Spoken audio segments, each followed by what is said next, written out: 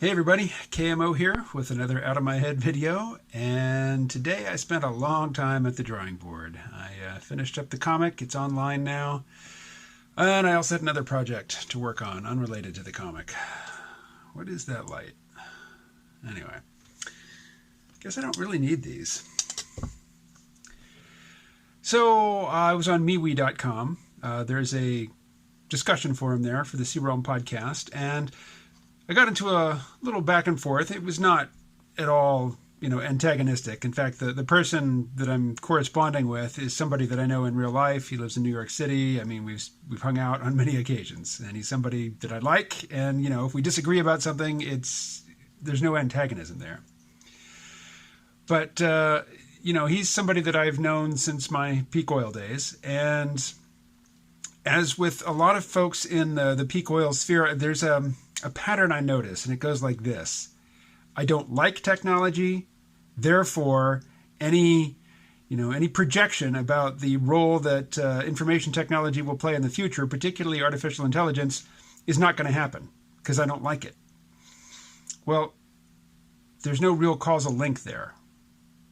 It makes sense to identify trends and processes that are happening and to deal with them or make decisions about how to live our lives, with a clear vision, which is I completely lack right now. And he listed all the ways in which he is resisting the emergence of AI. He doesn't use Siri. He doesn't use Alexa. And he listed all these things.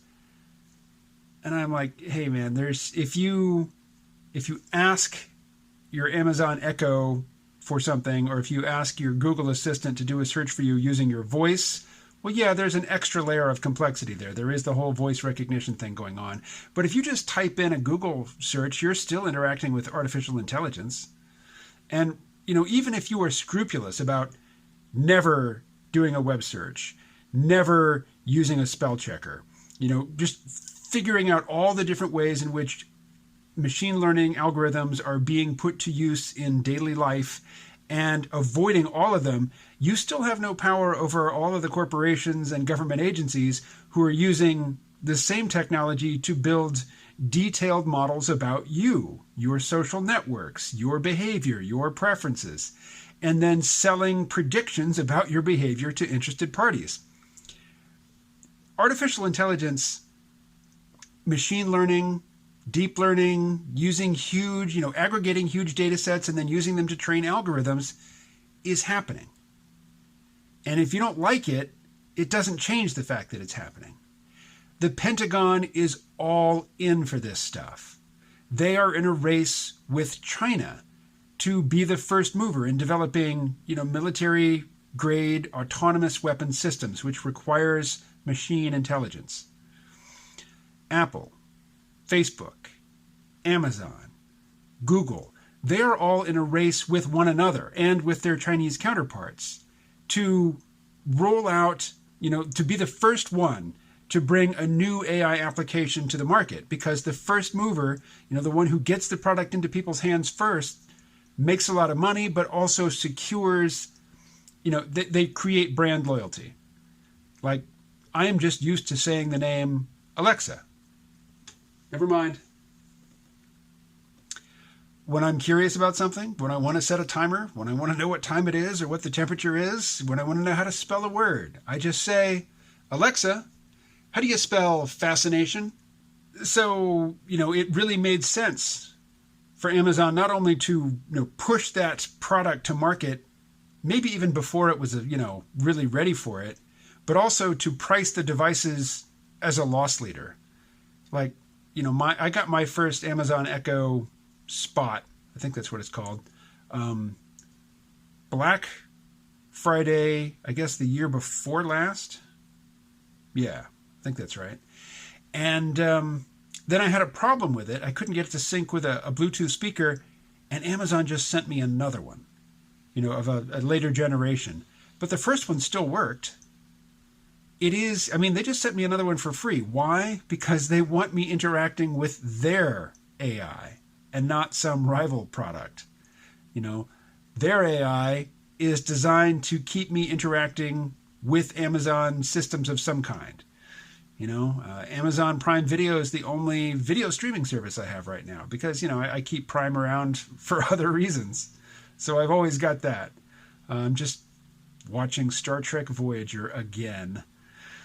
Started in season 4 and I'm like halfway through season 5 now. It's a problem. I really need to stop rewatching Voyager and Enterprise. I should at least go back and watch like seasons 4 through 7 of Deep Space Nine. That I haven't revisited in, over a decade. Off topic. Back on topic. So, my friend was saying, look, I don't use any AI products, and then I listed all the ways in which he's interacting with AI all the time. I didn't list all the ways. I listed a scattering of examples that I could think of without actually doing a web search. So, to sum up, powerful agencies and actors are in competition with each other to see who can be the first to develop powerful AI applications for a variety of things. Military, commerce, intelligence, social control. It is going to be a complicated and unpleasant future. How do I know? Because it's a complicated and unpleasant present. And I can see the direction that the trends are moving. And I'm afraid peak oil is not going to save us. It's not going to prevent machine intelligence. You can live in a world with ubiquitous artificial intelligence, which is always surveilling and modifying your behavior, but you don't have health insurance. You don't have transportation. Maybe you don't even have a place to stay. You can be homeless and still be interacting with AI all the time, involuntarily. So the question we need to ask ourselves is not, what personal choices can we make in our lives to forestall the emergence of ubiquitous, powerful machine intelligence? The question is, how can we make it work for us? Because as it just unfolds, under the current model, it works very well for certain elites and, is anesthetizing.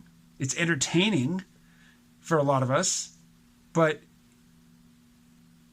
it's not helping us, balance the scales. In fact, just the opposite. It is a supreme unbalancer of scales. Unless it's going to take some legislation, I'm afraid. I'm not going to turn this into an Andrew Yang video. I'm certainly not putting his name in the title or in the descriptions or in the tags. All right. Well, I still have stuff to do tonight, so I will talk to you again tomorrow.